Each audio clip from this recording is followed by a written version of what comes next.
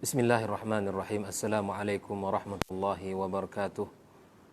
Innal hamdalillah wassalatu wassalamu ala Rasulillah wa ala alihi wa sahbihi wa mawalah. Asyhadu an la ilaha illallah wahdahu la syarikalah. Syahadatan narju biha an-najata yawmal qiyamah. Wa asyhadu anna Muhammadan abduhu wa rasuluh ballagha ar-risalah wa adda al-amanah wa nasaha al-ummah. وجاهد في الله حق جهاده فصلوات ربه وسلامه عليه يا أيها الذين آمنوا اتقوا الله حق تقاته ولا تموتن إلا وأنتم مسلمون يا أيها الذين آمنوا اتقوا الله وقولوا قولا سديدا يصلح لكم أعمالكم ويغفر لكم ذنوبكم ومن يطع الله ورسوله فقد فاز فوزا عظيما Subhanaka la ilma lana illa ma 'allamtana innaka antal alimul hakim wa tub 'alaina innaka antat tawwabur rahim. Amma ba'd, kaum muslimin, kaum muslimat, as-saimin, as-saimat, al-musyahidin wal musyahidat rahimanillahu wa iyyakum. Alhamdulillah, kembali kita bersyukur kepada Allah tabaraka wa taala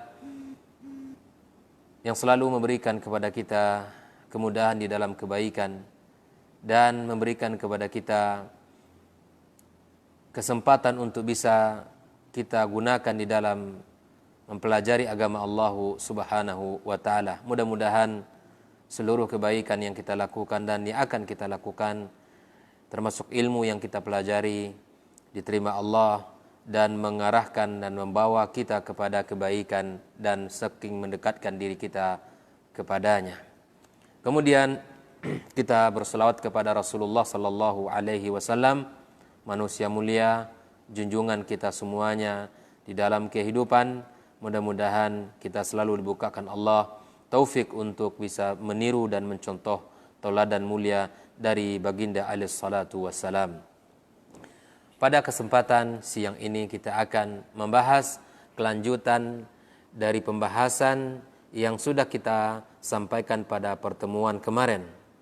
Pada pertemuan kemarin sudah kita jelaskan betapa dakwah para nabi dan rasul hanya untuk mengajak manusia untuk memurnikan akidah dan tauhid mereka kepada Allah serta mengikhlaskan seluruh ketaatan dan ibadah hanya kepada Allah tabaraka wa taala.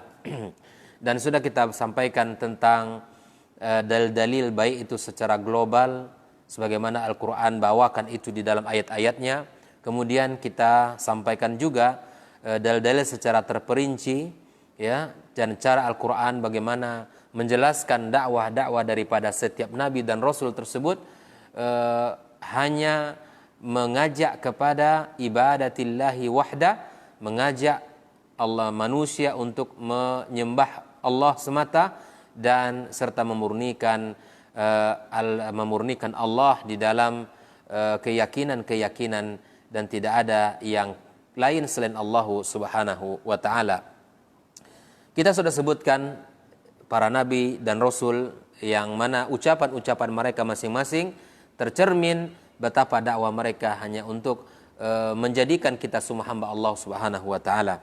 Pada kesempatan siang ini kita akan melihat lebih jauh bagaimana uslub Al-Quranul Karim, bagaimana gaya dan cara Al-Quranul Karim untuk berbicara tentang tauhid tersebut, bagaimana cara Al-Quranul Karim berbicara tentang pengesaan Allah Azza wa Jalla. Al-Quranul Karim ketika berbicara tentang tauhid, ketika berbicara tentang pengesaan Allah Azza wa Jalla, maka gaya bahasa dan uslub yang dipakai adalah sangat indah. Kenapa demikian? Karena mengajak kepada manusia kepada tauhid untuk lebih mudah dan lebih menjadikan kita ini terikat dengan Allah Azza wa Jalla dan agar lebih menyentuh pendengaran bagi orang yang mendengarkannya dan agar lebih memberikan pengaruh kepada apa yang dilihat, yang dibaca. Maka Al-Quranul Karim di antara mukjizatnya datang dengan gaya bahasa yang sangat indah. Al-Quranul Karim sebagai kalamullah, ya, berbicara tentang tauhid sangat menarik. Dan gaya bahasanya sungguh sangat luar biasa. Menyentuh seluruh lini, menyentuh setiap orang. Baik orang yang tajam dari sisi pandangannya ketika membaca ayat tersebut, maka dia akan tertarik. Begitu juga orang yang tajam dari sisi pendengarannya, maka dia akan tersentuh dengan ayat-ayat yang Allah sampaikan tentang uslub yang indah untuk mengajak orang kepada beriman kepada Allah Azza wa Jalla. Oleh itu ini pelajaran mahal bagi kita kaum muslimin, kaum muslimat. Ketika kita mengajak seseorang kepada agama Allah, mengajak orang untuk belajar dan untuk kembali kepada syariat, mengajak orang yang sedang terpuruk di dalam akidah yang batil, maka kita belajar dari uslub Al-Quranul Karim. Ya, berbicara dengan gaya bahasa yang menarik, berbicara dengan bahasa yang meyakinkan. Kita akan lihat bagaimana Al-Quran setiap ayat aspek pendalilan tentang tauhid mesti diikutkan dengan contoh, dikuatkan dengan dalil-dalil yang jelas dan nyata. Itu gaya bahasa Al-Quran, itu gaya Al-Quran untuk mengembalikan kita kepada keyakinan, mengembalikan kita kepada iman kepada Allah Azza wa Jalla. Maka mari kita lihat uslub-uslub Al-Quranul Karim ketika berbicara tentang tauhidullah Azza wa Jalla. Yang pertama adalah uslub al-khabar. Yang pertama adalah gaya bahasa atau uslub yang dipakai oleh Al-Quran adalah berupa berita. Berupa berita saja. Yang ingin Al-Quran sampaikan kepada kita adalah berita. Apa beritanya? Ya, berita tentang Allah Azza wa Jalla. Dan berita yang disampaikan adalah sebagai penjelas terhadap kebenaran dan memberikan ilmu kepada masyarakat. Uslub berita, ya, uslub khabar yang disampaikan oleh Al-Quranul Karim. Ini gaya bahasanya. Ini metode Al-Quran. Cara Al-Quran memberikan kepada kita agar kita tahu ilmunya bahwa Allah adalah Sang Pencipta. Allah adalah zat yang wajib kita yakini. Allah adalah zat yang wajib kita imani dan kita harus tunduk kepadanya. Maka apa contohnya? Seperti firman Allah Tabaraka wa Ta'ala, Alhamdulillahi Rabbil Alamin. Ya, segala puji bagi Allah, Rabb semesta alam. Allah mengabarkan dengan uslub, dengan gaya bahasa Al-Quran di dalam surat Al-Fatihah. Allah mengabarkan melalui firman-Nya. Dia mengatakan, Alhamdulillah, segala puji bagi Allah Azza wa Jalla. Segala puji bagi Allah, Rabbul Alamin, Rabb semesta alam. Allah menyebutkan tentang dirinya. Allah memuji dirinya. Allah layak untuk memuji dirinya. Allah memuji dirinya. Dan Allah sangat layak untuk dipuji. Kenapa demikian? Rabbul Alamin, Rabb semesta alam ini. Tidak ada alam jagat raya yang kita lihat ini, dari langit sampai ke bumi dan apa yang ada di antara keduanya milik Allah Tabaraka wa Ta'ala. Dan gaya bahasa ini meyakinkan kita bahwa Allah adalah zat, memberikan pelajaran kepada kita, adalah zat yang wajib kita sembah, yang tunduk kepadanya. Ini gaya bahasa pertama. Gaya Al-Quran di dalam berbicara tentang tauhid adalah Alhamdulillahi Rabbil Alamin, memberikan berita kepada kita bahwa Rabb adalah Allahu Rabbul Alamin. Nah, dan ini merupakan salah satu contoh dari Al-Quranul Karim. Dalam surah Al-Fatihah kita dapatkan. Dan begitu juga di dalam Al-Quranul Karim ayat surat Al-Baqarah ayat 163, Allah juga menyampaikan dengan cara uslubul khabar. Al-khabar, berita. Kita sampaikan sebuah berita. Dan Allah sampaikan melalui firman-Nya kepada kita. Wa ilahukum ilahu wahid. Rabb kalian adalah Rabb yang esa. Allah menyampaikan melalui firman-Nya dengan berita bahwa Rabb kita semuanya adalah satu, yaitu Allah Tabaraka wa Ta'ala. Nah, hal ini penting untuk kita ketahui. Dan betapa banyak ayat-ayat yang berbicara tentang ini kaum muslimin. Dan mari kita ambil pelajaran dari setiap ayat yang Allah sampaikan melalui firman-Nya agar kita yakini itu adalah sebuah kebenaran. Dan kebenaran itu melahirkan sebuah perilaku kepada kita, sikap yang baik, akhlak. Kita imani apa yang disampaikan Allah secara mutlak. Tidak ditimbang-timbang, tidak diragukan, tidak lagi dikaji kebenaran. Tidak. Mukmin ketika Allah yang menyampaikan sikapnya satu. Sami'na wa ata'na. Karena apa yang disampaikan Allah mutlak kebenarannya. Apa yang disampaikan Allah Tabaraka wa Ta'ala adalah sebuah keyakinan yang mesti kita amalkan dalam kehidupan kita. Semua akidah, informasi yang benar, yang tidak pernah ada keraguan di situ. Nah, ini uslub yang pertama. Adapun uslub yang kedua yang Allah sampaikan melalui Al-Qur'anul Karim adalah uslubul khabar al-muakkad. Kalau yang pertama tadi ada secara berita tanpa dikuatkan oleh penguat di dalam bahasa Arab, bisa dikuatkan dengan inna, bisa dikuatkan dengan qasam, sumpah, bisa dikuatkan dengan lam, at-ta'kid. Nah, di dalam Al-Quran kita juga temukan hal yang demikian. Bahkan di dalam satu surat Allah pakai ketiga penguat ini. Bahkan di dalam satu surat kita temukan Allah pakai ketiga penguat ini.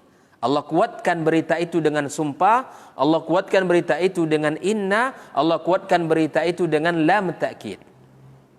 Ini menunjukkan kepada kita bahwa apa yang ingin Allah sampaikan kepada kita adalah perkara yang hak, perkara yang benar, yang wajib kita yakini.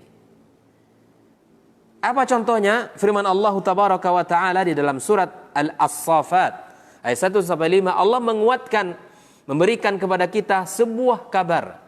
Ya, was-saffati saffa. Ya. Di sini Allah memulai dengan qasam. Ya. Demi as-saffat, golongan atau kelompok malaikat yang berbaris dengan benar. Fazajirati zajra, fattaliyati dzikra. Kita lihat inna ilahakum lawahid. Dikuatkan dengan qasam, dikuatkan dengan inna, dan ditambah dengan lamut ta'kid. Ya. Rabbus samawati wal ard wa ma bainahuma wa rabbul masyariq. Inilah uslub Al-Quran yang menguatkan kepada kita tentang keberadaan Allah dan tentang keesaan Allah Azza wa Jalla. Nah, tentu berita-berita ini semua kaum muslimin, kaum muslimat, as-saimin, as-saimat, agar kita tahu siapa yang kita sembah. Agar kita tahu kepada siapa kita sujud. Agar kita tahu siapa zat yang kita bertawakal dan minta tolong kepadanya. Agar kita tahu, agar kita tunduk dan patuh kepada syariat siapa. Makanya Al-Quran Allah turunkan, di mana Allah sebutkan di dalam surat Al-Baqarah, Syahrul Ramadan alladzi unzila fihi al-Quran hudan linnas, sebagai petunjuk bagi kita. Al-Quran itu dibaca, diturunkan Allah agar kita jadikan dia sebagai petunjuk. Wa bayyinatin minal huda wal furqan. Yang kedua al-bayyinat, sebagai penjelas. Apa yang tidak kita ketahui di dunia ini tentang urusan agama, kita bertanya kepada Al-Quranul Karim. Apa yang tidak ketahui tentang hukumnya, maka carilah dalil dari Al-Quranul Karim. Dan Al-Quran datang untuk membawakan kita, menjadikan kita orang yang bisa membedakan mana yang hak dan mana yang batil. Seperti yang kita sampaikan kemarin bahwa Al-Quranul Karim merupakan sumber utama belajar akidah. Al-Quranul Karim adalah sumber utama di dalam belajar akidah. Dan akidah yang benar, pemahaman yang benar adalah pemahaman yang diambil dari pemahaman as-salafil ummah. Dari Nabi SAW dan para sahabatnya. Kenapa demikian? Karena Al-Quran turun kepada Rasulullah dan Rasul adalah orang yang paling faham tentang makna dan tujuan Al-Quranul Karim. Dan setelah Rasul SAW, para sahabat yang mana mereka turun kepadanya Al-Quran, bahkan turun kepada salah seorang atau kelompok dari mereka, dan ada sahabat yang tahu. Di antaranya Ali mengatakan dalam ucapannya, tidaklah satu ayat pun dari Al-Quranul Karim kecuali aku tahu kapan diturunkan ayat itu. Apakah di musim panas atau di musim dingin, ataukah ketika Rasulullah SAW ketika musafir atau ketika mukim, ataukah turun di sebuah dataran tinggi atau turun ketika di dataran rendah. Ali bin Abi Thalib tahu. Makanya kalau kita bicara tentang Al-Quranul Karim, bertanyalah kepada pemahaman yang dijelaskan oleh Rasulullah, karena Rasulullah sebagai penjelas terhadap Al-Quranul Karim, dan bertanya pula kepada para sahabat, orang-orang yang telah dididik oleh Rasulullah sallallahu alaihi wasallam. Makanya ada sebuah kaidah di dalam Al-Qur'anul Karim, ya, bahwa perkataan salaf atau jumhurus salaf, ya, hujjah 'ala man ba'dahum. Apa yang dikatakan oleh salaf tentang Al-Qur'anul Karim, dia hujjah bagi orang yang datang setelahnya. Dia hujjah bagi orang yang datang setelah mereka. Makanya pendapat para sahabat di dalam Al-Quranul Karim, bahkan ini dijelaskan oleh para ulama tafsir, adalah bagian daripada tafsir bil ma'sur. Bagian daripada tafsir bil ma'sur. Ya. Yaitu ayat-ayat yang ditafsirkan oleh para sahabat Nabi sallallahu alaihi wasallam. Ikhwani wa akhwati fiddin hafizakumullah. Mari kita kembali kepada Al-Quran agar kita belajar tentang akidah yang benar. Ya. Seperti yang disampaikan di dalam sebuah ayat, ya, Ar-Rahmanu 'alal 'arsy istawa misalnya. Ini tentang ayat-ayat al-mutasyabihat. Ya. Ketika Allah berbicara tentang dirinya, Allah berbicara tentang dirinya kaum muslimin. Apa kata Allah? Ar-Rahman 'alal 'arsy istawa. Dia bersemayam di atas arasnya. Maka kemudian sebagai pemahaman bagi kita, kita kembalikan kepada apa yang dikatakan Allah Azza wa Jalla tentang dirinya. Dan kita fahami seperti apa yang dipahami oleh Rasulullah sallallahu alaihi wasallam. Maka insya Allah kalau kita berpegang kepada pemahaman yang disampaikan Rasulullah, maka kita insya Allah membenarkan apa yang dibenarkan oleh Al-Quranul Karim. Ikhwani wa akhwati fiddin hafizakumullah. Nah, uslub yang berikutnya di antara uslub Al-Quranul Karim ketika berbicara tentang tauhid, di samping uslub berita yang tidak dikuatkan, berita saja tanpa penguatan, baik itu dengan sumpah ataupun dengan inna ataupun lam ta'kid. Nah, yang kedua, uslub khabar yang dikuatkan oleh tiga hal tersebut. Di antara uslub yang berikutnya adalah penguatan at-ta'kid bi asalibil qasar. Ya, penguatan dengan cara uslub al-qasar. Apa itu uslub al-qasar? Seperti an-nafi atau istisna, dengan peniadaan atau pengecualian misalnya. Seperti firman Allah tabaraka wa taala, di antara ini menunjukkan di antara uslub Al-Qur'an yang berbicara tentang tauhid. La ilaha illa ana. Allah katakan, la ilah, tiada ilah. Ini nafi namanya. Kita meniadakan sesembahan. Kita tiadakan Allah, ilah selain Allah. La ilah, diisbat, dinafikan. Lalu kemudian datanglah penguatan illa ana. Diisbatkan, ya, diisbatkan, dikuatkan kecuali saya, kata Allah. Jika Anda menemukan di dalam Al-Quranul Karim, la ilaha illa ana. Tiada ilah kecuali saya, kata Allah. Ini menguatkan kepada kita, memberikan pelajaran kepada kita bahwa Allah ingin memberikan kabar kepada kita dengan sebuah uslub, ya, dikuat uslubul qasr, ya, dengan cara an-nafi wal istisna, ya.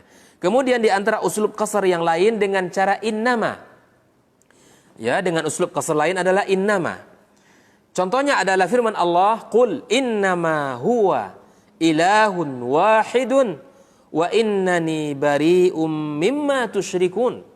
Qul, katakan, innama, ini adalah di antara uslub al-qasr, ya, uslub dengan menggunakan innama. Artinya apa kaum muslimin, kaum muslimat? Hanya, ya. Apa yang hanya di sini? Huwa, dialah Allah, ilahun wahid. Ketika kita batasi hanya Allah, berarti yang lain tidak ada. Nah, itu ya. Ketika kita batasi hanya Allah yang menjadi ilah, maka yang lain mesti kita kuburkan, mesti kita hilangkan dalam kehidupan kita, mesti kita buang dalam kehidupan kita. Maka di sini disebut oleh para ulama dengan asalib at-ta'kid bi asalibil qasar. Bisa dengan cara an-nafi wal istitsna, bisa dengan cara menggunakan uslub al-qasar bi innama. Ya, ada dua contoh di sini. La ilaha illa ana dalam surat Taha ayat 14, dan uslub al-qasar dengan menggunakan innama di dalam surat Al-An'am ayat 19. Qul innama. Ini menunjukkan bahwa Allah saja yang Dalam contoh lain di dalam bukan bab tentang tauhid, ya, seperti yang disebutkan Allah tabaraka wa taala dengan uslub al-qasar bi innama, ya, innama yakhshallaha min ibadihi ulama. Ya. Ini artinya apa kaum muslimin, kaum muslimat? Hanya yang akan takut kepada Allah adalah para ulama. Orang-orang yang tahu dengan Allah, orang-orang yang tahu dengan kebesaran Allah Azza wa Jalla. Selain ulama, mereka tak akan takut. Kenapa demikian? Karena nggak punya ilmunya. Mereka tidak tahu. Mereka tidak tahu dengan kebesaran Allah Azza wa Jalla. Allah katakan sendiri, yang akan takut kepada Allah hanya para ulama. Orang-orang memiliki ilmu saja. Orang-orang yang memiliki pemahaman tentang Allah Tabaraka wa Ta'ala saja. Maka kaum muslimin, kaum muslimat, inilah uslub at-ta'kid dengan uslub al-qasar. Ada juga dengan uslub al-qasar bit-taqdim, dengan didahulukan, atau bit-ta'khir, dengan diakhirkan. Nah, ini uslub al-qasar itu macam-macam. Ya, ada dengan an-nafi istisna, ada dengan innama, ada dengan at-taqdim wat-ta'khir. Seperti apa contohnya? Di dalam surat Al-Fatihah yang kita baca, iyyaka na'budu wa iyyaka nasta'in. Ya. Iyyaka menunjukkan al-qasar bit-taqdim. Sesungguhnya bisa kita pakai na'buduka, na'budu iyyaka wa nasta'inu iyyaka. Tapi Allah takdimkan dan mentakhirkan di sini. Apa tujuannya? Agar ingin menguatkan. Iyyaka na'budu wa iyyaka nasta'in. Hanya kepada Engkaulah kami menyembah dan hanya kepada Engkaulah kami meminta tolong. Ini akidah, teman-teman. Ini akidah. Ini adalah keyakinan. Ketika Al-Quran berbicara seperti ini, maka harus ada amaliyah kita yang menunjukkan apa yang dikatakan oleh Al-Quran. Ketika Al-Quran berbicara tentang ta'kid dengan uslub takdim dan takhir, maka kita harus ada aplikasi dalam kehidupan kita.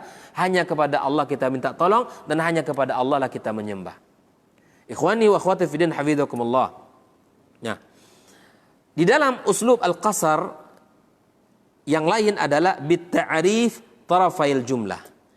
Dengan cara memberikan at-ta'rif dengan dua sisi jumlah. Dzalikumullahu, dan itulah Allah, Rabbi alaihi tawakkaltu wa ilaihi unib. Nah, at-ta'rif bi-ta'rif al-khabar Rabbi di sini afada annahu maqsura 'ala al-mubtada. Ar-rububiyyah maqsura 'ala Allah tabaraka wa taala. Di sini disebutkan dzalikumullah, yang demikian itulah Allah Rabbi, Tuhanku. Disebutkan di sini, ya, alaihi tawakkaltu wa ilaihi unib. Ya, kepadanya lah aku bertawakal dan kepadanya aku kembali. Ya Rabb. Makanya kita belajar dengan Al-Quran, perlu kita belajar i'jaz, balaghatil Quran, itu bagaimana gaya bahasa Al-Quran. Tidak dengan satu gaya bahasa, dengan tidak satu uslub, tetapi banyak uslub. Ya, Al-Quran berbicara dengan gaya bahasa yang sungguh indah, sehingga kita bisa berbicara dengan mad'u kita, dengan orang yang akan kita ajak dengan bahasa-bahasa Al-Quranul Karim. Ya, perlu kita metode di dalam menyampaikan kebenaran itu. Karena ketika kebenaran tidak disampaikan dengan cara yang benar, maka bisa jadi kebenaran itu akan ditolak oleh orang.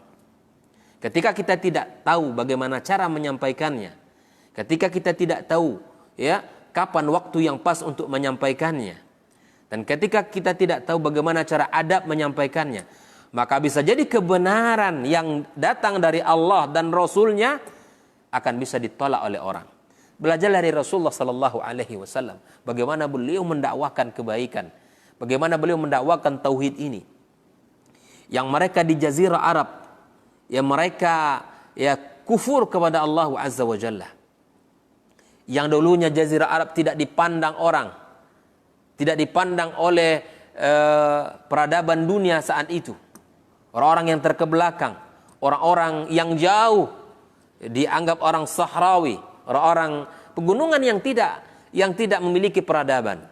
Ketika Rasulullah SAW diutus Allah Azza wa Jalla dengan membawa Al-Quranul Karim, sampai Al-Quran itu ke lubuk hati mereka, sehingga mereka menjadi hamba Allah yang taat, memiliki pemahaman yang benar. utuh di dalam penghambaan diri kepada Allah Tabaraka wa Ta'ala, Allah angkat mereka ini. Yang dulunya mereka adalah penggembala kambing yang tinggal di padang sahara. Tetapi dengan tauhid yang benar, dengan Al-Quran hadir di tengah-tengah mereka, Allah angkat derajat mereka. Allah jadikan mereka mulia. Allah masukkan mereka ke dalam surga. Allah jamin ampunan bagi mereka. Allahu Akbar. Kemuliaan akan selalu hadir bersama Al-Quranul Karim. Seperti yang sudah kita bahas pada pertemuan sebelumnya. Apapun yang terkait dengan Al-Quranul Karim akan mendapatkan keberkahan, kemuliaan dari Al-Quranul Karim. Kalau boleh kita ulang, pada kesempatan ini saya sampaikan. Ketika Al-Quranul Karim dibawa oleh malaikat Jibril, maka malaikat Jibril menjadi malaikat yang mulia. Dan ketika Al-Quranul Karim diturunkan kepada Muhammad sallallahu alaihi wasallam, maka Muhammad menjadi Sayyidul Anbiya wal Mursalin.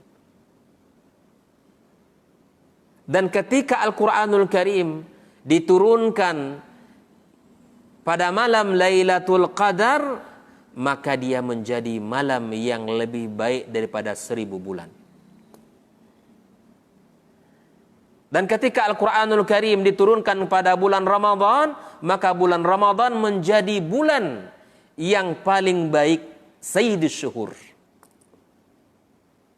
Dan ketika Al-Quran dihafal oleh seseorang, oleh pelajar, oleh seorang yang beriman, dan diajarkan pula Al-Quran tersebut, maka dia menjadi orang yang paling terbaik. Khairukum man ta'allama al-Qur'ana wa 'allamah. Dan ketika orang tua bersungguh-sungguh mendidik anaknya menjadi seorang hafizul Quran dan amilan bil Quran, maka dia akan diberikan penghargaan oleh Allah di hari kiamat kelak. Akan dipasangkan mahkota kemuliaan kepadanya. Dan ketika Al-Quran ini turun di kota suci Mekah, maka Allah pun bersumpah dengan memuliakan kota tersebut. Wa hadzal baladil amin. Maka siapa ingin mulia, siapa ingin mendapatkan kemuliaan, maka harus menjadi orang yang dekat dengan Al-Quranul Karim. Bahkan kata Nabi sallallahu alaihi wasallam, orang-orang yang bersungguh-sungguh berpegang teguh dengan Al-Quranul Karim. Walladzi yaqra'ul Qur'an wa yatata'u fih. Orang-orang yang susah lisannya berucap, dia tidak seperti manusia biasa, memiliki kelancaran dalam bicara, tetapi dengan lisan yang sulit itu pun dia bersungguh-sungguh membaca Al-Quran, belajar Al-Quran. Maka kemudian baginya kata Rasulullah sallallahu alaihi wasallam, falahu ajran, dia mendapatkan 2 pahala.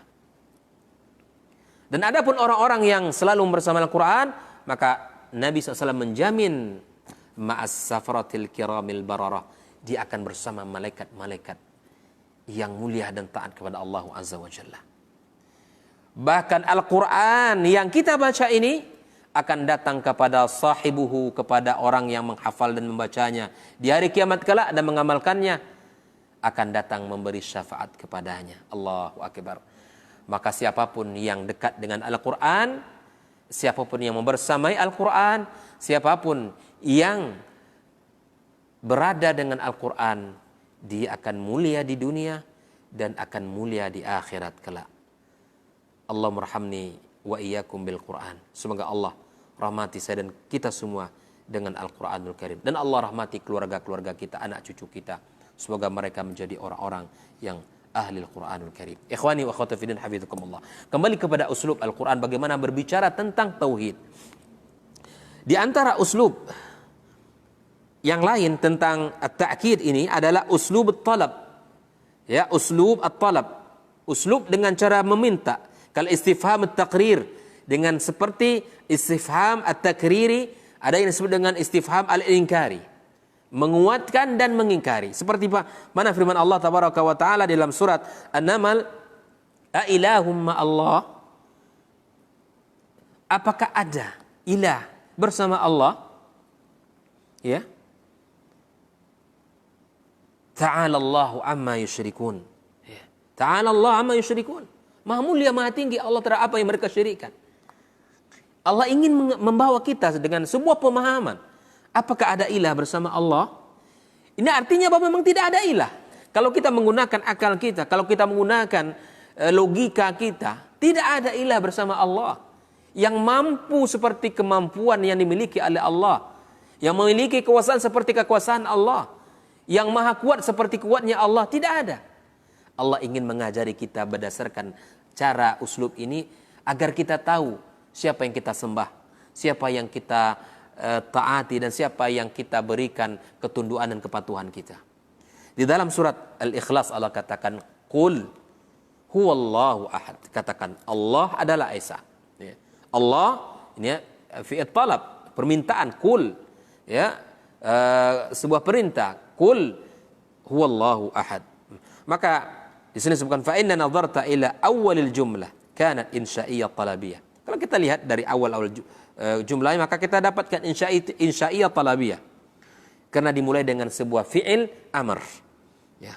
Kemudian apabila kita melihat kepada isinya, maka kita akan dapatkan sebuah kabar berita dari Allah tabaraka wa taala, al-khabariyah, bahwa Allah azza wa jalla, ya, di dalam kedua kondisi tersebut isbat, menetapkan pengesaan Allah azza wa jalla, dan menetapkan bahwa Allah adalah zat yang wajib kita berikan ketaatan kita kepadanya. Ikhwani wa akhwati fiddin, hafidzakumullah. Di antara keindahan Al-Qur'anul Karim yang berbicara tentang at-tauhid, ya, dengan cara uslubul ansal. Uslub al-ansal, ya, dengan permisalan. Dengan permisalan, dengan metode permisalan, Al-Qur'an mengajak kita untuk meyakini bahwa Allah adalah zat yang wajib kita sembah. Dan uslubul amsal adalah pembahasan yang sangat luas dalam Al-Quranul Karim. Silakan dibuka nanti ilmunya khusus dalam kitab Ulumul Quranul Karim. Ya, kalau ingin takhasis dalam bidang ini, maka silakan dalami tentang amsalul Quranul Karim. Ya, di situ sudah dibahas oleh para ulama kita uslub-uslubnya. Ya, dan tujuan daripada amsal ini taqrirul ma'ani fi nafsis sami, agar kita menetapkan, ya, apa makna yang ingin disampaikan, ya, pada diri kita terhadap apa yang Allah sampaikan. Wa taswiriha fi suratin mahsusatin malmusah, agar apa yang Allah ingin sampaikan itu bisa kita rasakan, bisa kita nampak, bisa kita lihat secara nyata, seperti nyata. Itulah amsal. Dan itu menjadi uslub Al-Quranul Karim. Bahkan kita belajar dari Al-Quran, kita juga memakai dalam kehidupan kita bermasyarakat, ya, kemudian dalam kehidupan kita berbangsa dan bernegara, kita menggunakan amsal-amsal, agar amsal itu menjadi sebuah pelajaran metode untuk menyampaikan sesuatu. Orang ketika disampaikan tanpa ditakribkan, didekatkan dengan sebuah permisalan, mungkin lambat difahami. Tetapi ketika datangkan amsal, sebuah permisalan, maka itu akan sangat mudah untuk dipahami dengan baik, ya, dan cepat dipahami. Maka di sini ada ayat-ayat Al-Quranul Karim yang berbicara tentang amsal tersebut, seperti yang kita bahas seperti dalam surat Al-Ankabut, ya. Masalul ladzina ittakhadhu, ya, perumpamaan orang-orang yang menjadikan min dunillahi awliya, yang menjadikan selain Allah sebagai walinya. Bagaimana perumpamaan mereka kaum muslimin, kaum muslimat? Orang-orang yang menyembah manusia, yang menyembah batu, yang bahkan yang menyembah hewan, yang menyembah tumbuh-tumbuhan, yang menyembah makhluk-makhluk lain. Apa saja? Allah sudah sebutkan permisalannya. Bagaimana kondisi mereka orang-orang yang menyembah selain Allah tersebut? Kamatsalil ankabut ittakhadzat baita. Seperti al-ankabut, seperti laba-laba. Seperti laba-laba betina yang membuat rumahnya.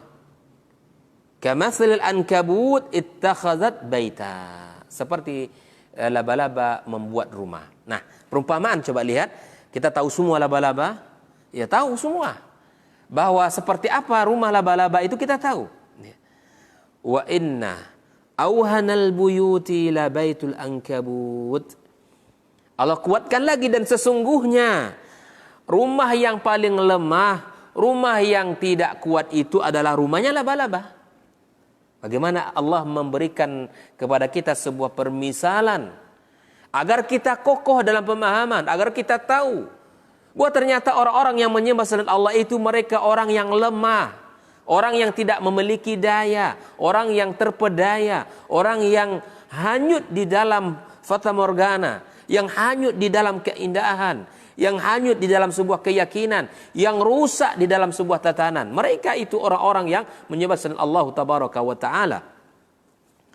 Ya, sesungguhnya rumah yang lemah itu kata Allah adalah rumahnya laba-laba. Lau kanu ya'lamun. Namun sayangnya mereka tidak mengetahui. Orang-orang yang mengagungkan selain Allah, orang-orang yang menyembah, menunduk dan tunduk dan patuh kepada selain Allah, ketika musibah turun kepada mereka, mereka langsung melakukan sebuah ritual khusus. Mereka tidak tahu apa sesungguhnya yang mereka lakukan itu. Mereka jauh dari kebenaran. Allah sudah sebutkan kepada kita melalui firman-Nya, ternyata mereka itu adalah orang-orang yang lemah kepada Allah Azza wa Jalla. Nah, Innallaha ya'lamu ma yad'una min dunihi. Sesungguhnya Allah tahu apa yang mereka sembah selain Allah. Innallaha ya'lamu ma yad'una min dunihi min syai' wa huwal azizul hakim. Allah Maha bijaksana dan Maha perkasa dan Maha Al-Aziz. Apa kata Allah di ujung ayatnya, kita lihat, wa tilkal amthalu nadribuha linnas. Dan itulah permisalan-permisalan yang kami buat untuk manusia, agar kita tahu kaum muslimin, wahai saudara-saudariku saimin dan saimin, agar kita tahu ya, apa yang mereka lakukan itu sesungguhnya adalah perkara yang batil. Wa ma ya'qiluha illa al-alimun. Dan tidaklah bisa difahami kecuali bagi orang-orang yang al-alimun. Ya, kecuali orang-orang yang berilmu. Tidaklah difahami, tidaklah diketahui kecuali bagi orang-orang al-alimun. Ya Allah, semoga Allah masukkan kita dan kita semua kaum muslimin, keluarga, anak cucu kita termasuk orang-orang al-alimun. Karena mereka lah yang akan bisa mengambil ibrah. Karena mereka lah yang akan bisa mengambil pelajaran. Karena mereka lah yang akan bisa mengetahui kebenaran dari sebuah hakikat. Maka itu, di dalam Al-Quranul Karim, Allah menyebutkan permisalan-permisalan. Lilladzina yastansiruna bi alihatin ghairallah. Allah kembali menyebutkan ya kepada kita sebuah permisalan kepada orang-orang yang terhadap orang-orang yang meminta tolong selain kepada Allah. Allah gambarkan gambaran mereka seperti selemah-lemah pertolongan. Seperti apa yang dilakukan oleh sebuah Al-Ankabut ya. Yang jika Anda datang melihat rumahnya dengan menggunakan barang yang lemah sekalipun, Anda akan bisa merobohkan rumahnya tersebut. Itulah hakikat orang-orang yang menyembah selain Allah tabaraka wa ta'ala. Lemah, walaupun mungkin indah kelihatannya. Di orang-orang yang melakukan kesyirikan itu, di mata memang lemah, cantik dan indah. Tetapi sesungguhnya hakikatnya adalah sebuah kebatilan yang kelam, sebuah kebatilan yang sangat buruk di sisi Allah Subhanahu wa ta'ala. Anak kecil pun yang tidak berdaya sekalipun, dia akan bisa menghancurkan rumah laba-laba itu. Tidak perlu orang-orang yang kokoh, orang-orang yang kuat, tapi anak kecil pun sudah mampu. Yang pandai berjalan pun mampu. Ataupun anak yang baru bisa menggerak-gerakkan kaki dan tangan pun mampu merobohkannya. Begitulah perumpamaan Al-Quranul Karim terhadap orang-orang yang menyembah selain Allah Subhanahu wa ta'ala. Dan rumah mereka itu tidaklah ada manfaatnya sedikit pun dan tidak ada memberikan manfaat kepadanya. Ikhwani wa akhwati fiddin hafizakumullah. Di dalam ayat lain juga Allah katakan tentang uslub tamsil, bahkan Allah sebutkan di dalam Al-Qur'anul Karim itu banyak amsal. Bahkan Allah tidak malu akan membuat sebuah permisalan dengan binatang yang paling terendah pun, dengan hewan atau binatang yang paling kecil pun. Ya, bahkan Allah tidak malu membuat sebuah perumpamaan tentang seekor nyamuk sekalipun. Allah tidak malu itu. Begitu Allah ingin memberikan pelajaran kepada kita. Ikhwani wa akhwati fillah hafizakumullah. Kemudian Allah juga sebutkan daraballahu mathalan rajulan fihi syuraka mutasyakisuna wa rajulan salaman lirajulin hal yastawiyani mathala alhamdulillah bal aktsaruhum la ya'lamun. Ini Allah buat sebuah perumpamaan orang-orang yang memiliki syarikat, ya. Kemudian orang-orang yang baik-baik saja, lurus-lurus saja, maka tidaklah sama, kata Allah Subhanahu wa taala, dan tidaklah nilainya sama di sisi Allah tabaraka wa taala. Taib, ikhwani wa akhwati fid din. Kita lanjutkan kepada uslub yang berikut. Di antara uslub Al-Qur'anul Karim, uslubul muhawarah. Ya, uslub dengan cara hiwar, dialog. Ini juga penting. Makanya orang-orang yang tidak faham dengan syariat ini, orang yang kekeh dengan apa yang diyakini, maka ajak dia dialog dengan cara hikmah. Bukankah dialog ini bagian daripada uslub dakwahnya Nabi Ibrahim alaihissalam? Dipakai oleh Ibrahim untuk mendakwahi kaumnya. Ya. Seperti yang diceritakan Allah tabaraka wa taala, ya, tentang kisah Nabi Ibrahim alaihissalam, wadhkur fil kitabi Ibrahim innahu kana siddiqan nabiyya. Ya, ini Allah sampaikan tentang kisah Ibrahim alaihissalam, dan Allah sebutkan sifatnya siddiq dan nabi.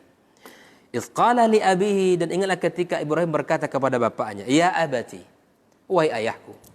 Walaupun Ibrahim, ia tahu ayahnya tidak berakidah, tidak beriman kepada Allah, tetapi dia tetap sopan, tetapi dia tetap beradab. Ini juga pelajaran mahal bagi kita kaum muslimin, kaum muslimat. Ya, bagi kita yang sudah memahami syariat ini dengan baik, yang telah mempelajari sunnah, dan kepada orang tuanya yang Islam.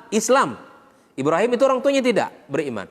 Tetapi kita sebagai orang tua, sebagai anak yang mengetahui orang tuanya, ibu bapaknya Muslim, tapi mungkin dia belum memahami secara baik syariat ini. Mungkin dia belum faham dengan benar agama Islam ini. Maka ketika mengajari dan mengajak mereka, maka sampaikanlah dengan cara yang santun, sampaikanlah dengan cara yang baik, sampaikan dengan cara hikmah. Seperti mana Ibrahim mengajak orang tuanya, bapaknya yang tidak beriman. Qala, ya, idz qala li abihi ya abati, wahai ayahku. Ya abati panggilan sayang, panggilan baik kepada orang tuanya. Lima ta'budu, kenapa engkau menyembah, wahai ayahku? Ma la yasma'u, makhluk yang tidak mendengarkan. Wala yubsir, makhluk yang tidak melihat. Wala yughni anka syai'ah, makhluk yang tidak mendatangkan manfaat bagimu, makhluk yang tidak memberikan manfaat bagimu. Kenapa engkau sembah, wahai ayah? Yang tidak melihat, yang tidak mendengar, yang tidak mendatangkan manfaat bagimu, wahai ayah. Hanya coba kita lihat dalam surah Maryam dikisahkan ayat 42, bagaimana Ibrahim menggunakan uslubul hiwar, dialog. Mungkin orang ketika ya diajak, disampaikan dalil, belum berpikir, ya, belum menggunakan, mencerna dengan baik. Mungkin dengan cara dialog, mungkin dengan duduk. Makanya ikhwani wa akhwati fiddin, ya, dialog itu silahkan, tapi bukan dialog kusir yang tidak ada manfaat dan tidak ada ujung. Kalau ada dialog yang kalau kita terbentur, makanya belajarlah di dalam Islam itu bagaimana para ulama kita adab-adab berdebat, ada adab berdialog, itu ada ditulis oleh para ulama kita bukunya. Uslubul hiwar. Ya, bagaimana caranya adabul hiwar, adab-adab, bagaimana adab tentang dialog itu. Kalau ingin dialog, ya, dengan tujuan sebuah kebenaran, dan apabila kita terbentur kepada satu permasalahan, maka kita sepakati. Salah satunya saya sampaikan, kita sepakati adabnya. Ketika kita ini adalah tujuannya mencari kebenaran. Satu. Yang kedua, apabila kita berdebat, dialog, misalnya dialog, ya, bukan berdebat, di sini ada dialog, ada sesuatu yang tidak kita sepakati, ya, terbentur kita, maka kita harus sepakati, kita akan kembali kepada satu sumber, Al-Quran. Apa kata Al-Quran, kita yakini bersama, gitu kan? Kalau itu bisa kita sepakati, maka silakan. Bukan dialog kusir yang masing-masing punya mempertahankan apa yang diyakini, ya, bukan. Ya. Maka ini saya sampaikan sekali lagi, di dalam menyampaikan kebenaran ada uslubul hiwar. Maka gunakanlah salah satunya. Ya. Baik, kaum muslimin, kaum muslimat, as-saimin, as-saimat. Ya. Maka Al-Quranul Karim datang dengan cara berita yang sekedar berita, ya berita saja. Kemudian Al-Quran juga datang dengan cara munaqashah, ya diskusi antara dua sisi. Kemudian kita dapatkan dalam kisah ini tadi antara ayah Ibrahim dengan ayahnya yang musyrik. Ibrahim bertanya kepada bapaknya, kenapa engkau menyembah Tuhan yang tuli, yang buta, yang tidak mendatangkan manfaat? Wa wasu'alun yubayyin haqiqata hadhil i'aliha al-batilah. Ya, bagaimana Ibrahim mendatangkan data-data yang valid tentang Tuhan yang dia sembah tadi. Wa yatadamman sifatullah wahda bil ibadah, dan di dalam contoh itu tadi terdapat ya pemahaman bahwa sifat Allah yang berhak untuk disembah, yang maha mendengar, yang maha melihat, yang mendatangkan manfaat kepada kita. Nah, ini salah satu uslub Al-Quranul Karim. Maka gunakanlah uslubul hiwar ini. Baik. Ada uslub yang lain adalah uslubul qissah. Nah, ini adalah dengan gaya menyampaikan kisah, dengan cara menyampaikan kisah. Ya. Uslub min awsa'i asalibil Quran fit tauhid wa ghairi. Ini uslub kisah merupakan salah satu uslub yang sangat luas pembahasannya, contohnya di dalam Al-Quran yang berbicara tentang tauhid. Ini kalau bisa kita kumpulkan ayat-ayatnya ini, kita tulis sebuah buku luar biasa ini. Kita tulis ayat-ayat yang berbicara tentang uslubul kisah, ya, yang dalam ayat itu penekanannya adalah pengesaan Allah tabaraka wa taala. Waqad uniya al-Qur'anul Karim bihadzal uslub. Al-Quran telah menjelaskan uslub ini. Dan wa aktsara min, dan banyak memberikan uslub kisah ini. Seperti kenapa demikian? Lima fil qissati ta'sir ajib. Karena pada kisah itu memberikan pengaruh yang luar biasa di dalam jiwa kita dan mudah untuk diingat. Ya, kemudian mudah diterima orang. Kalau orang menyampaikan dengan kisah itu sangat berkesan. Bahkan para ulama mengatakan bahwa kisah itu merupakan tentara-tentara Allah, ya, yang akan bisa merubah jiwa-jiwa manusia. Itulah kisah, dahsyatnya kisah di dalam agama kita. Ikhwani wa akhwati fiddin hafizakumullah. Di antaranya adalah kisah. Contohnya saya sampaikan kisah Ibrahim alaihissalam, ya, yang menghancurkan berhala-berhala di tengah-tengah kaumnya. Ini kisahnya sangat panjang, silakan dibuka Al-Quran nanti. Tetapi saya akan ringkaskan di sini bahwa kisahnya sangat terkenal dan masyhur. Bagaimana beliau menghancurkan berhala-berhala yang banyak tersebut. Dan wa taqriru li tauhid min khilalil musyahadatil mutatabi. Dan kita fahami bahwa ternyata rentetan kisah itu akan menguatkan kepada kita tentang akidah kita. Ya. Di antara nas kisahnya, ya, setelah panjang kisah itu panjang, Allah kisahkan kepada kita dalam berbagai surat, tidak satu surat, dalam banyak surat, seperti dalam surat Asy-Syu'ara, As-Saffat, Al-Anbiya, ya, dan kisah beliau menghancurkan berhala-berhala itu. Lalu kemudian mereka bertanya kepada Ibrahim alaihissalam. Bahkan Ibrahim fasakhira minhum wa halahum ilal asnam. Seperti ketika ditanya Ibrahim, dan Ibrahim mengatakan yang menghancurkan adalah yang paling besar, gitu kan? Faraja'u ila anfusihim yatalawamun. Kemudian mereka saling melihat, saling menyalahkan diri mereka. Ini adalah KO ini. Orang-orang yang kalah langsung, ya, orang-orang yang kalah telak. Dengan cara itu mereka menyalahkan diri mereka, mereka tahu kalau mereka itu salah. Coba kita lihat ayatnya. Seperti yang Allah kisahkan di dalam surah Al-Anbiya ayat 65 sampai 67, ya, summa nukisu ala ru'usihim. Ya. Mereka tertunduk, ya, malu, tertunduk hina ketika Ibrahim katakan yang menghancurkan yang besar itu. Setelah itu mereka saling melihat satu dengan yang lainnya. Lalu mereka mengatakan, laqad alimta, engkau tahu wahai Ibrahim, ma haula'i yantiqun. Itu kan berhala-berhala itu, kata mereka, tidak bisa mereka berbicara. Coba kalah satu. Ya. Qala, Ibrahim mengatakan. Ibrahim meluruskan kesalahan. Ini orang yang menggunakan akal sehat begitu, ya. Jadi kalau kita berbicara ini dengan Al-Quran itu enak. Dan akhirnya mereka itu tidak bisa ngapa-ngapain. Qala, Ibrahim mengatakan, afata'buduna min dunillahi. Apakah kalian semua ini menyembah selain Allah? ma la yanfa'ukum, yang tidak mendatangkan manfaat kepada kalian. Ma la yanfa'ukum syai'a, yang tidak mendatangkan manfaat sedikit pun kepada kalian. Wala yadurrukum, dan juga tidak bisa mendatangkan mudarat bagi kalian. Ya Allah. Uffil lakum, kata Ibrahim. Celakalah kalian semuanya. Walima ta'buduna min dunillah. Kenapa kalian semua menyembah selain Allah? Afala ta'qilun? Tidakkah kalian berakal, kata Ibrahim? Ya. Coba lihat, ini kisah ini memberikan kepada kita sebuah pelajaran bahwa kisah itu adalah metode Al-Quran di dalam mengajarkan. Bahkan Al-Quran sepertiganya kisah. Hari ini hampir tidak kita temukan metode pembelajaran kita melalui kisah. Padahal Al-Quran kaya dengan kisah. Para guru, para pendidik, orang tua, mari kita berkisah di rumah kita, mari kita berkisah di sekolah kita. Diambil sumbernya dari Al-Quranul Karim dan dari hadis-hadis Rasulullah sallallahu alaihi wasallam.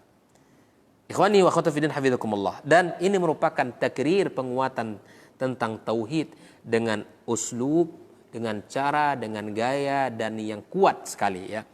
Dan menghantam, menghancurkan kesyirikan dan kebatilan.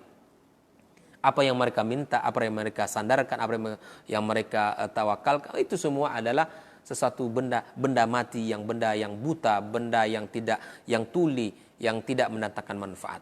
Ikhwani wa akhwati fiddin hafizakumullah. Maka dari sekarang mari kita manfaatkan ya kesempatan yang ada untuk berkisah kepada anak-anak kita. Berkisah tentang kebesaran Allah Azza wa Jalla. Berkisah tentang keagungan Allah Subhanahu wa taala dan kebenaran agama yang kita yakini, yang kita anut ini. Di antara cara untuk menanamkan iman adalah dengan cara berkisah. Bukankah ayat-ayat Makkiyah di antara sifat-sifatnya adalah karakteristiknya adalah berbicara tentang kondisi umat-umat zaman dahulu. Kisah-kisah yang dikuatkan. Bahkan Nabi SAW dihibur dalam kancah dakwanya, dalam serangan dakwanya, himpitan dakwanya oleh kisah-kisah nabi-nabi terdahulu. Allah menghibur Nabi kita alaihissalatu wassalam dengan kisah-kisah nabi-nabi terdahulu. Bagaimana ujian-ujian mereka. Nuh alaihissalam berdakwah hampir 1000 tahun kurang 50. Ya Allah. Yang beriman hanya beberapa orang saja. Tidakkah itu menjadi berat bagi jiwanya Nuh?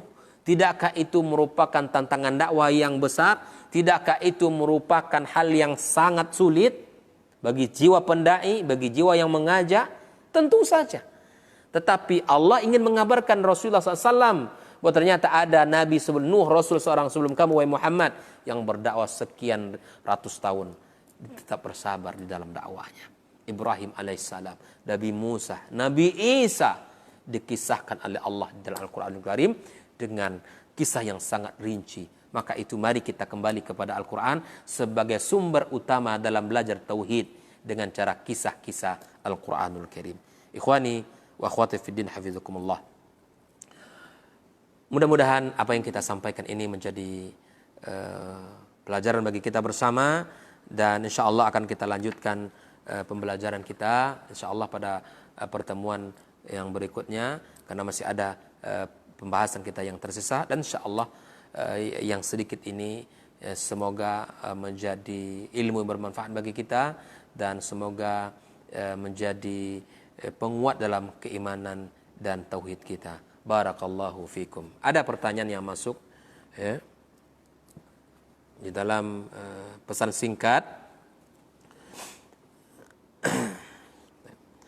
Assalamualaikum warahmatullahi wabarakatuh Ustaz. Waalaikumsalam.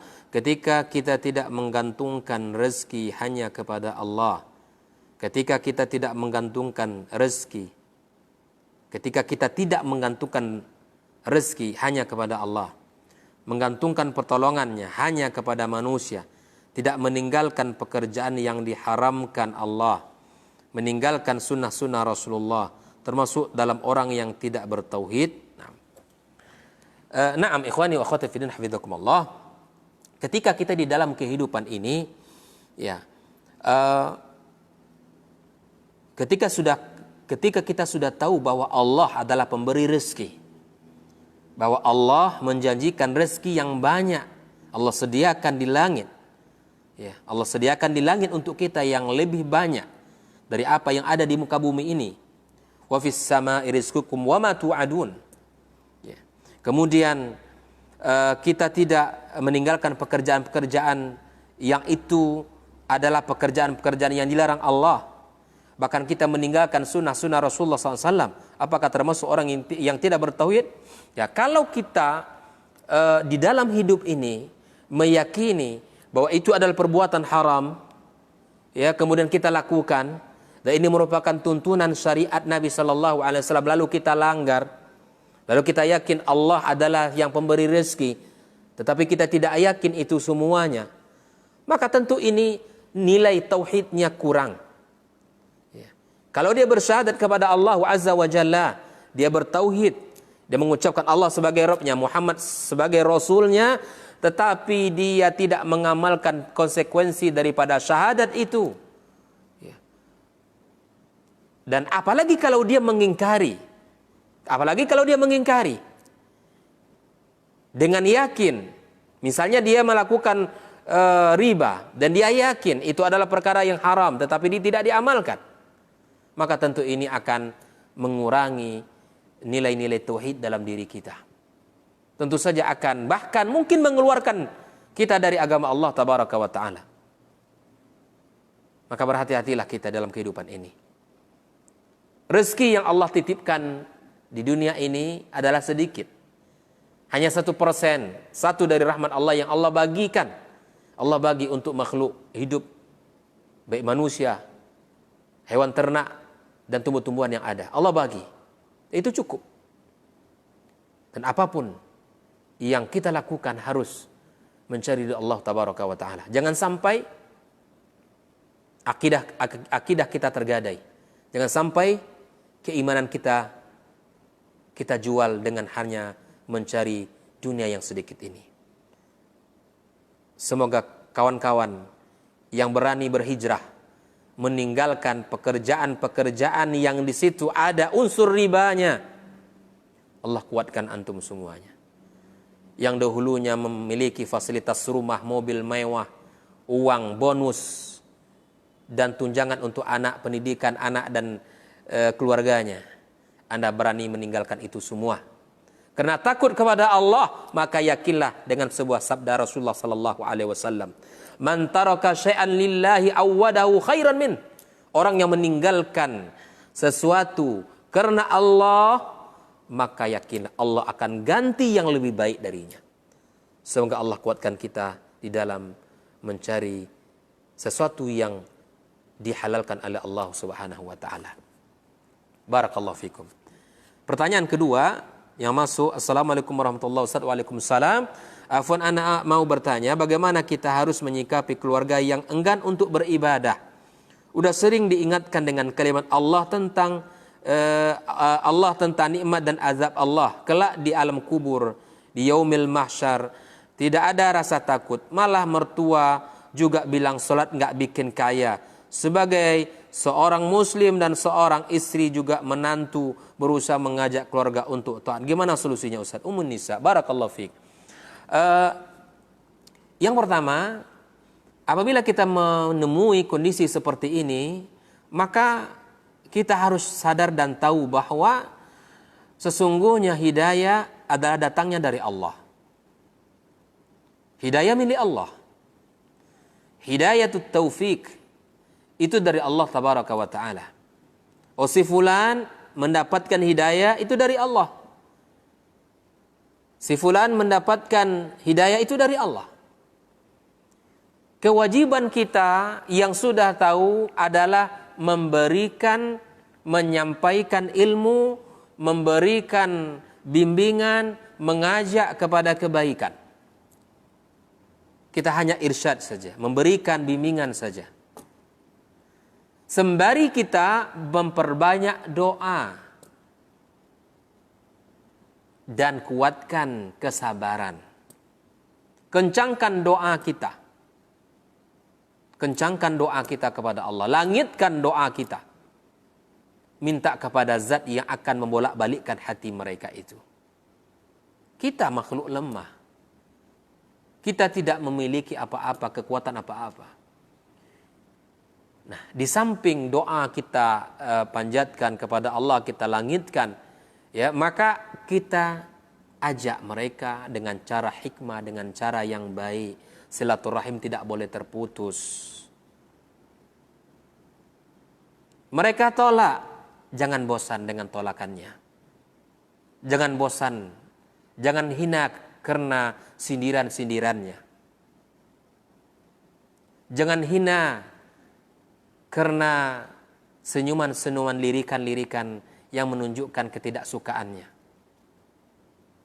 Sesungguhnya apa yang kita lakukan adalah sebuah kebaikan. Dan Allah yang tahu apa yang kita lakukan. Dan Allah tahu hati orang yang kita ajak tersebut.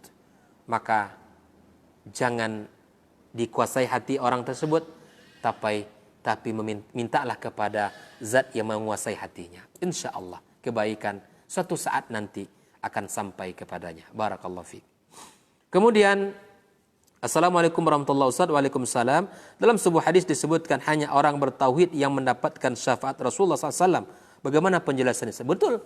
Dalam sebuah hadis Nabi SAW, ya, ketika ditanya, ya Rasulullah, man as'adun nasi bi syafa'atik, ya, siapakah orang yang paling berbahagia mendapatkan syafaatmu? Maka Nabi SAW mengatakan, man qala la ilaha illallah khalisan fi qalbi. Orang yang berkata la ilaha illallah, tiada Tuhan selain Allah yang patut disembah, ikhlas dari hatinya, maka dia akan mendapatkan syafaat dari Rasulullah sallallahu alaihi wasallam. Maka syarat untuk mendapatkan syafaat, dia bertauhid kepada Allah dengan tauhid yang benar. Dengan tauhid yang benar. Barakallahu fikum. Subhanakallahumma bihamdika asyhadu an la ilaha illa anta astaghfiruka wa atubu ilaik. Wassalamualaikum warahmatullahi wabarakatuh.